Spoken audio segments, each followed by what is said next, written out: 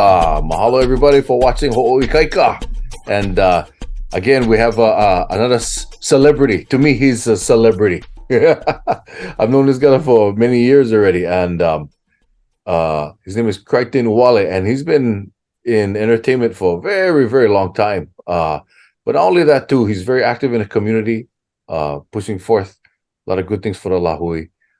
Super talented guy. A lot of things that people may not know about, except for him, much more than just being a great MC. But I'm gonna be quiet and let brother introduce himself and talk story with all of you. So everybody, please welcome to the show, brother Crichton Uale. Crichton, if you could please go ahead and introduce yourself. Guaranteed. My name is Crichton Uale, as Gavin said. I hail from Laie and Mauna Lua. I claim both sides. They both helped raise me. I am proudly Polynesian, Samoan, and Hawaiian. Very proud of both sides of my family. Hawaiian from my mom's side, Samoan from my dad's side. And as Gavin said, I am an entertainer. I work in entertainment. I work in music. I work in events as well as TV and film. And I'm very, very privileged to be able to be a part of many projects that help further the reach of our people. And my ultimate goal is to be able to provide opportunities for our Pacific Island people to tell our stories in our way without having to compromise. So that's where I'm at right now. That's awesome, man. You mind sharing maybe some of the cool projects that you're working on right now with Sure. Yeah. Sure. Music wise, my most active venture is with a group called Sons of Wakea, which is me and Glisten, or G Listen. He goes by mostly G Listen these days, but that's Gerard Pizarro, hailing from Waimanalo, who's a hip hop recording artist who's been in the game for a long time. He and I have known each other since probably about 2004, and we always talked about the possibility of doing music together. And so he and I put out an album in 2021, so about 2 years ago, and we're currently working on recording new songs for a new album. And so that's hip hop music in the vein of the boom bap subgenre. But all of our music is rooted in the Hawaiian culture. We also try and implement as much Olelo Hawaii as possible while still making our message a positive one that can be accessed by a large audience. Live events wise, I DJ and MC a lot of events, mostly weddings, which is a lot of fun. But then I also get to do a lot of community events as well, which is even more fun. And so I try and use that opportunity to do live events to help boost our local economy. So I make a lot of money off of doing destination weddings, people flying from outside of Hawaii in, and I charge them a certain amount to do what I have to do. But then I try and lend my talents to the local community as much as possible so we can keep our money here in Hawaii. And then TV and film wise, I act, but I'm also a writer and producer. And so currently been putting a lot of time and energy into a production company. I started with a friend of mine named John Jenks. It's called Wili Wili Productions, and we have a series of Hawaii-based documentaries that we're currently working on. Yeah, brother. Like I was telling you, man, looking forward to some of the projects you're putting out with John. Then, right on. Also, folks, I'll brag about Crichton a little bit too. Brother he won the Iron MC competition in Hawaii many years back. Yeah, I wasn't there for the competition, but I just know it happened. So that's pretty cool, man. That you did that. What is it about hip hop that resonates with you? What drew you to that? What a great question. Yeah. What a great question. So hip hop music, especially the boom bap genre, the conscious section of boom bap music really spoke to me at a young age. I want to say around 13 or 14, I started realizing that there was hip hop music out there that wasn't only fun to listen to, but it had a very powerful message. And so it was a message about community. And that's what drew me to the music really was the subculture of having the dance, the music, the visual arts from the graffiti art, as well as the DJing aspect, which is how I got into DJing was through hip hop culture. And so just that whole community aspect, how a lot of the founding fathers of hip hop used the subculture to kind of channel the energy of a lot of the young people and kind of take them away from the gang life and put their energy into making music or dancing or creating visual art or creating new ways of making music through turntablism and through production. And the hip hop music ended up spawning a whole genre of music that basically took over the whole world. And so growing up the way that I did, especially here in Hawaii and the different social issues that we've had throughout, the decades, I realized that it was a genre that was very positioned well in order for me to share a very important message in a way that would be reaching more ears. I like the way you put that together. Right. Sound like a true lyricist, man. Okay. I don't know if you saw the episode, but I asked Kevin Omo this question too, and I gotta ask you, bro. Who are your top 5 dead or alive? Top 5 MCs. Yep. Ooh, that's a tough one. Yeah, it is. That's what he said too. I mean, it is too. Yeah. Honestly, even if you were to ask me like top 20, that'd be tough. I think there's so many good ones, but I'm gonna try to do them anyway. You ask me year by year, it'll probably slightly change here and there. But right now, I mean, he's been in my top 5 for at least 15 years, 20 years at this point. But Black Thought, he's in my top 5. Nas has been in my top 5 for a very long time. Fonte from Little Brother, Elzai, who used to be part of Slum Village, now a solo artist. And then number 5, man, that's a tough one. Number 5, I'm gonna go Redman. Yeah, that's awesome, bro. Yeah, it's so hard, dude. Like even, I mean, I'm not even an MC myself, but just like you, I grew up with that genre my whole life, man. And so listening to all these lyricists and all the content that they put out and the way they put it out too, it makes it really hard to pick top 5. Yeah, it's funny that you mentioned that too, because I don't know how much you know this, but actually indirectly you have influenced me. So the way I originally met you was as Adam Lee's friend, because Lyndon Lee, right, who is my original partner in rhyme from the Soul Pacific, and still probably the most influential MC on me of all time. Me and Lyndon realized I think I was 17 years old when me and Lyndon realized, both of us were 17, when we realized how much we connected musically. And we started making music together as the Soul Pacific. And our, Adam Lee, Lyndon's older brother, was one of our biggest influences. And you, Kavit Omo, who you just referenced earlier, a lot of you guys who are all part of that same hui, you guys influenced us.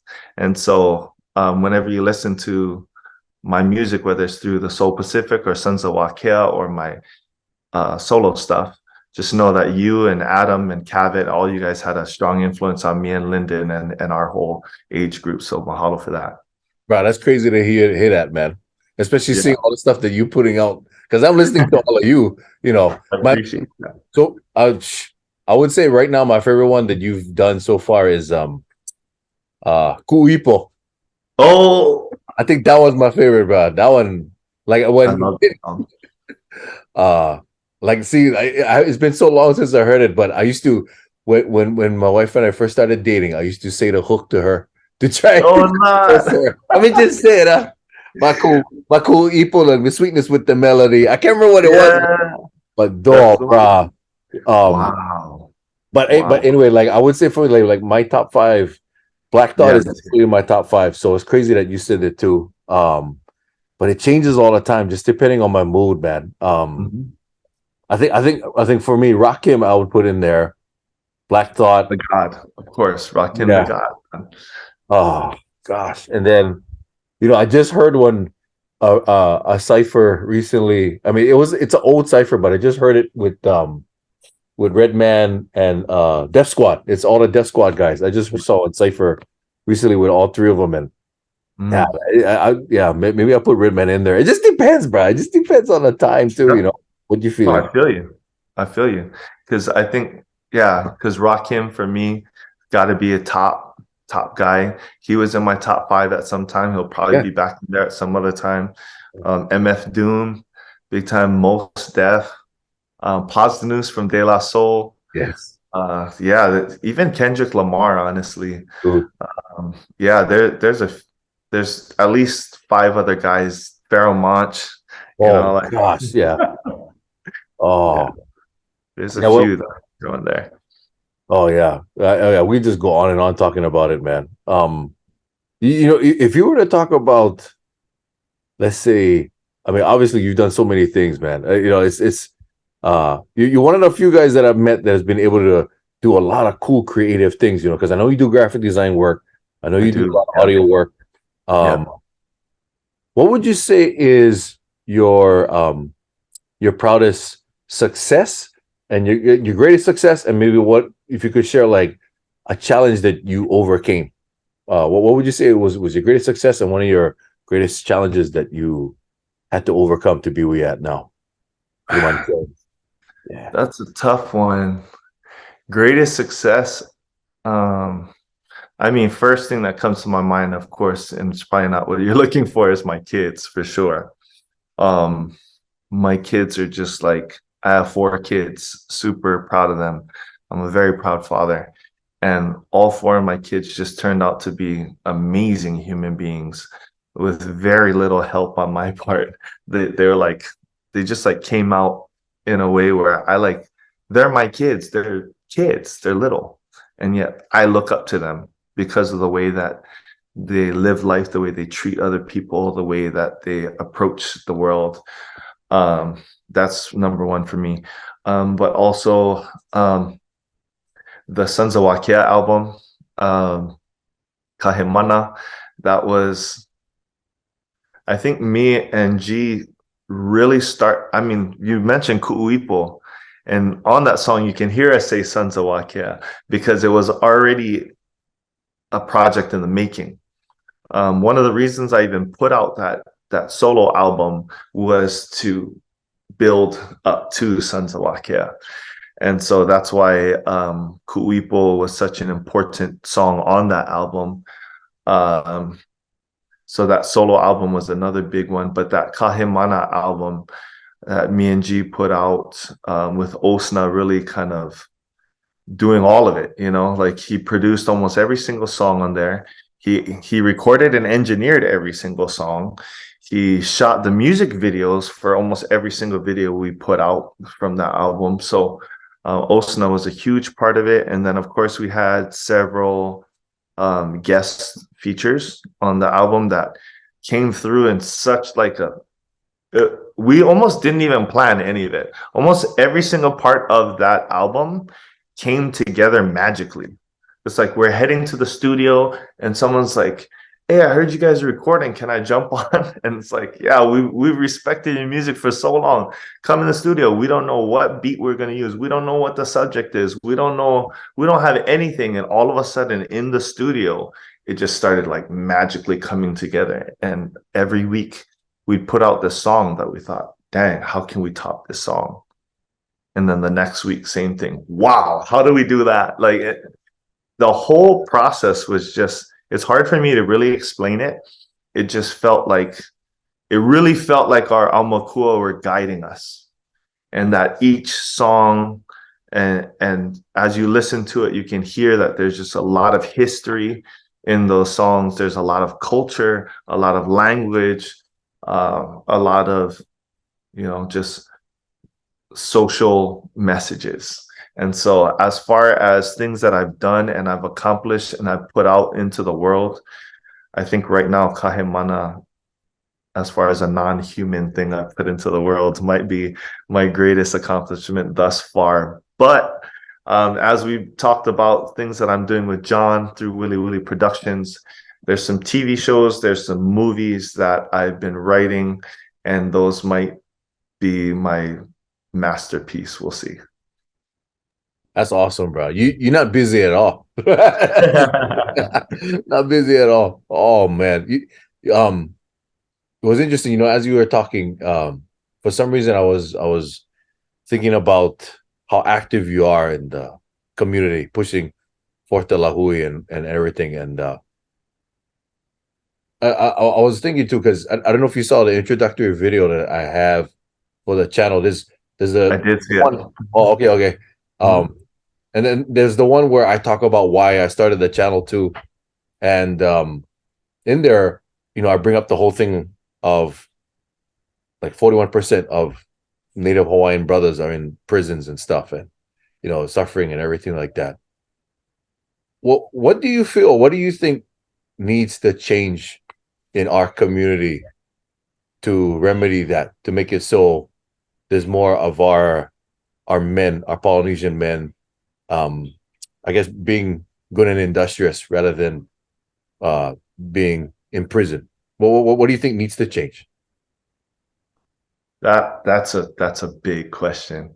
That's very big. I don't know that I can answer that, but I will try. I know that there are a lot of things that as Hawaiian men we have in common, whether we realize it or not. So I think one thing that really affects the way that we operate in the world, the way that we're able to deal with hardships, the way that we're able to navigate relationships, the way we're able to provide for our families. I think it all comes down to a few very important things. One of which is our physical health, and the other, which is directly tied to it, is our mental/emotional health. I think as Hawaiian men, as Polynesian men, I think the way we were raised, there was a lot of emphasis put on a lot of great things, but I think mental health, and to a lesser degree, physical health, wasn't discussed as much. It wasn't as emphasized.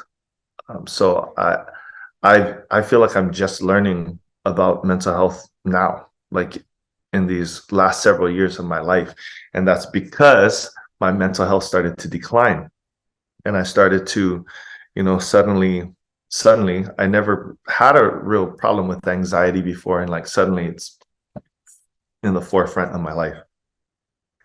Growing up, I was never really depressed, to be honest. I was very lucky to not have to battle that growing up. But now within the past few years of my life, now depression is a very big part of my life.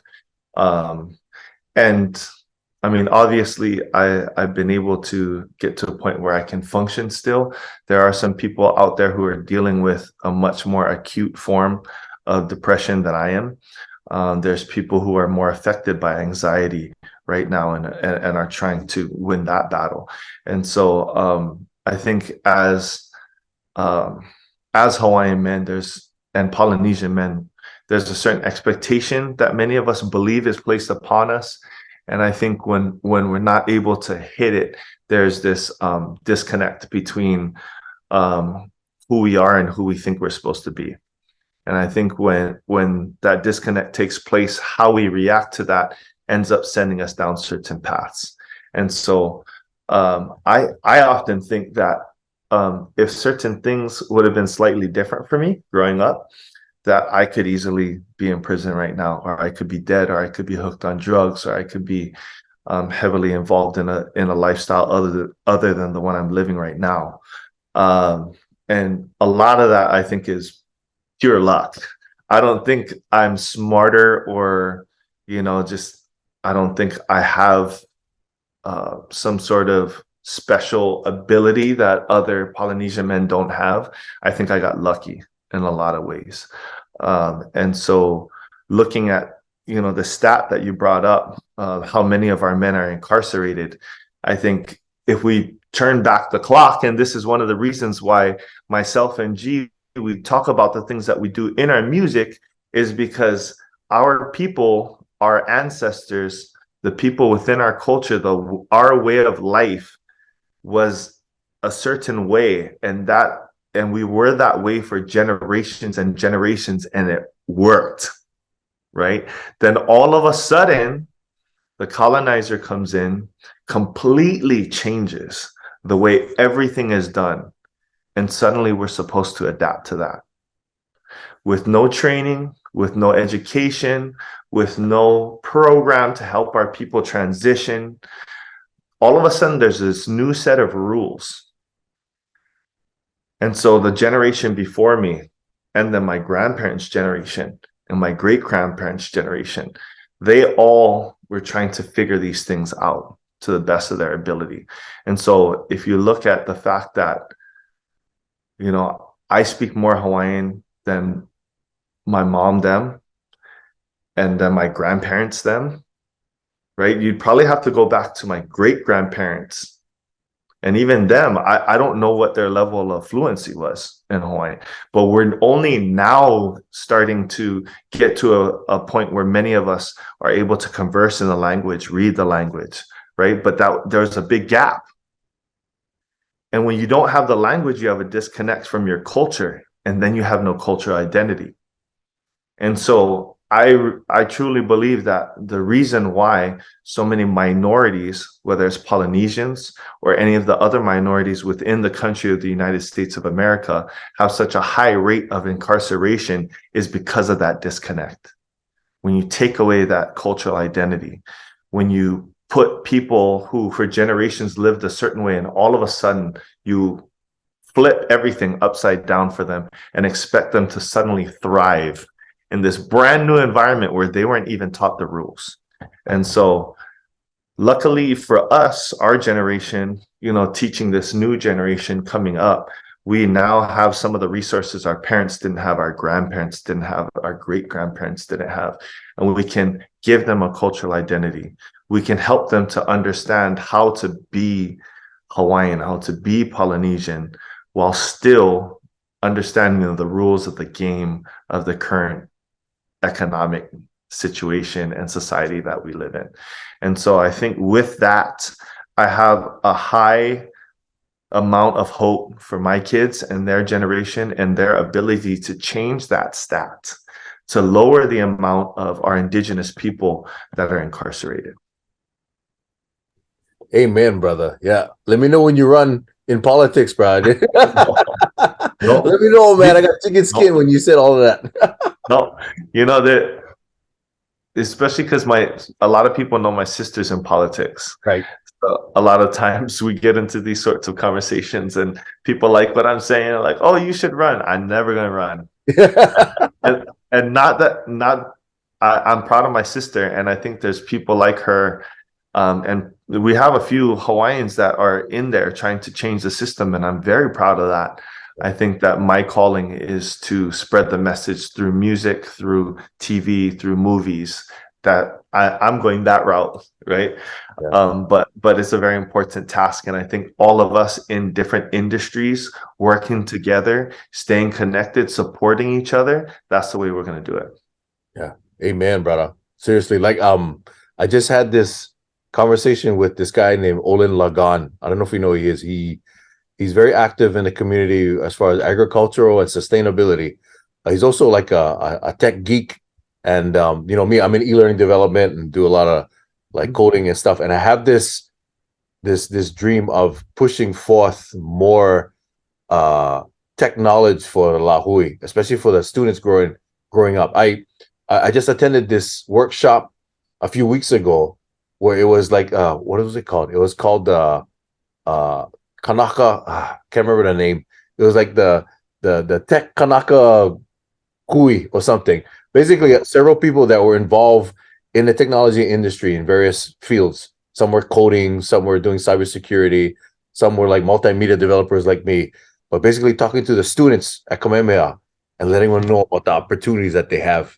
And I tell you, about it's chicken skin, man. Like a lot of these kids, they want to soak in all this information, and there's so many opportunities for not just the students, but just for Hawaiians in general, where they can be in the tech industry, they can make great amounts of money, even working for mainland companies, but still living in Hawaii, like remotely, because you work in the tech industry, you can do a lot of different things online, and you can still afford to live in Hawaii, man. If a lot more Polynesians got more tech knowledge, man, it would be so helpful for them to just find a way to just afford to live in Hawaii, uh, whether they make their own business or work for somebody else. And that was basically the premise of the group that I've been working with and stuff. And so it's great to hear the stuff that you guys are doing too, from the other side.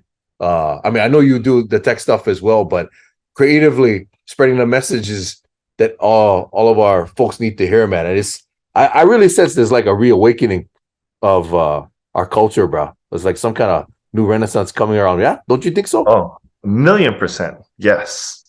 Yep. Man, it's I just was getting chicken skin when you was talking about the stuff you going through right now. But yeah, and thanks for sharing that too, for being vulnerable and sharing some of those things that you said you were going through, man. Because yeah, believe me, I know you're not the only one, brother. I was going through my own transition as well. Especially when COVID started. Oh my gosh, that changed a lot of people's perspective on focusing on health, especially mental health, like you said. If you were to give advice to Polynesian men or just anybody that's listening to your episode right here, right now, what are some things you'd want them to know or want to tell them? Wow. Yeah, I know. Ooh, that's hard. I feel like I'm at a place in my life where I don't like giving advice because I feel like I'm the one who needs the advice. You know what I mean? So I'm in a place now where I'm trying to just listen and learn and soak up as much as possible.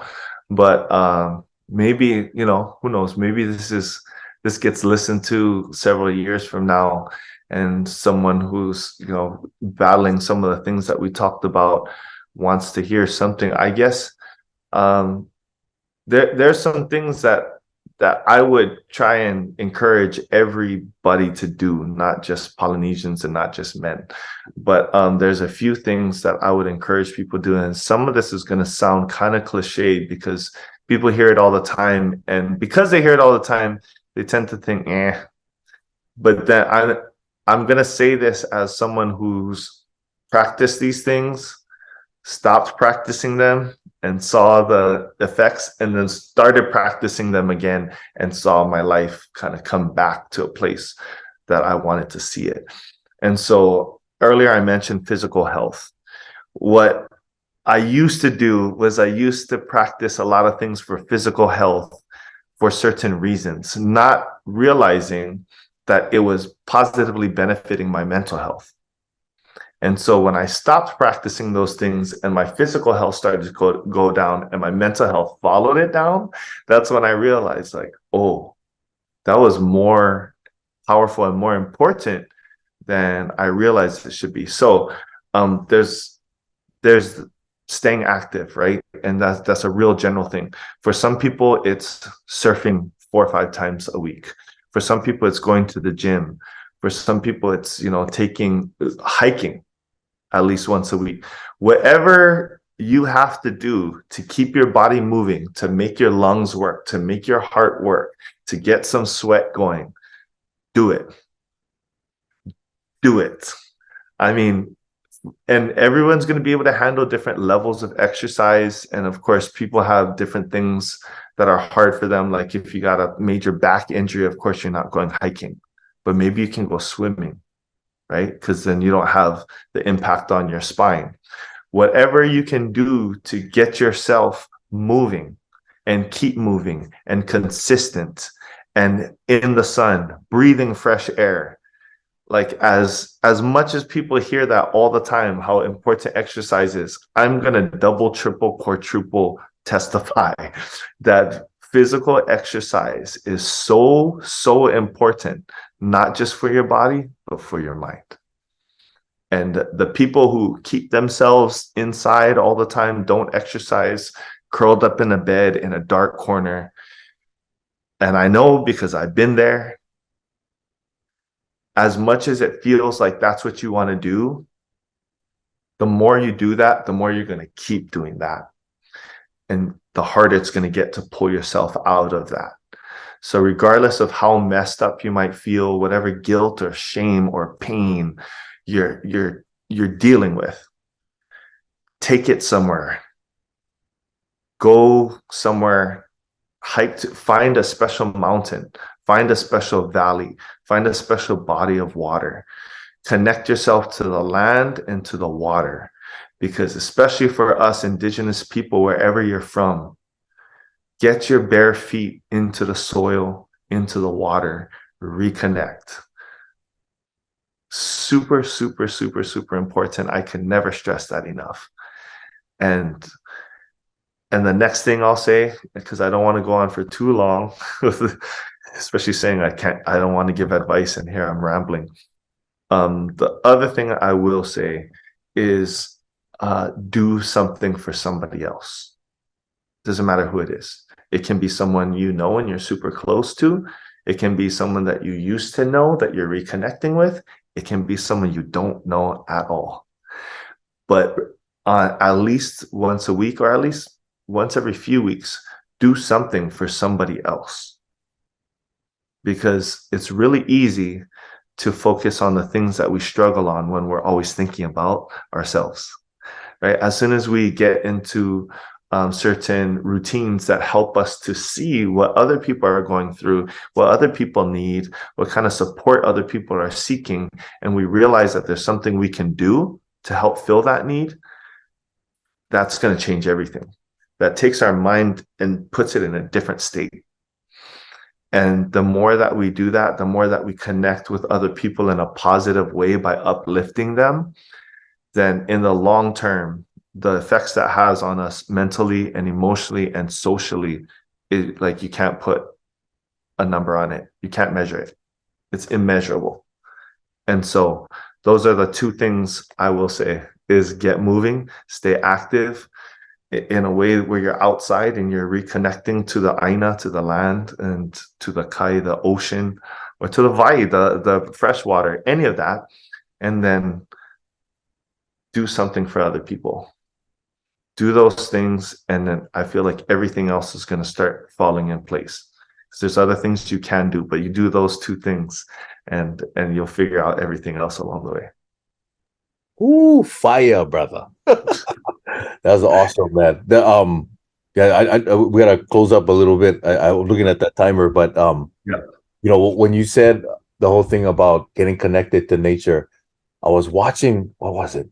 I was watching this one video on YouTube talking about the Native Americans, and they said something similar to what you just said too. And it was, I think it might have been Jordan Peterson. He said that he had, either him or one of his colleagues went to go visit a reservation land, and the tribal chief that was there told him to, you know, to come on the grounds. But when they came, it was interesting. The chief told him, "Take off your shoes. You're killing yourself." And I was like, "What?" He says, "Take off your shoes. You're killing yourself." And basically saying, because you Americans wear shoes so often, you're disconnecting yourself from the earth. And because of that, you're not allowing the energy from the earth and your negative energy to pass down into the ground. You're keeping that energy, that negative energy in your body, and you're not allowing that to drain down into the earth. And therefore, you're killing yourself. And I was like, oh, bro, interesting concept, yeah. And then like you talked about being connected with the ocean and everything, and how important that is. I mean, that's definitely something that we all need to do a lot more of, bro. And seriously, man, I cannot thank you enough for doing this episode, man. And folks, you gotta check out Island Air, aka Crichton Uale, Sons of Wakea. All the albums are available on iTunes. The music, I've seen a lot of it. Please go check out Crichton's projects. Hire a brother for his DJ work as well, man. I mean, the guy is top notch, no joke. So, brother, man, love you, bro, big time. Thank you so much for doing this, bro. Yeah, and Mahalo, appreciate you, bro. No, same here, man. And we'll catch you guys in another episode of Ho'oikaika. So, peace. Yes, take care. Keep going, bro. Awesome show.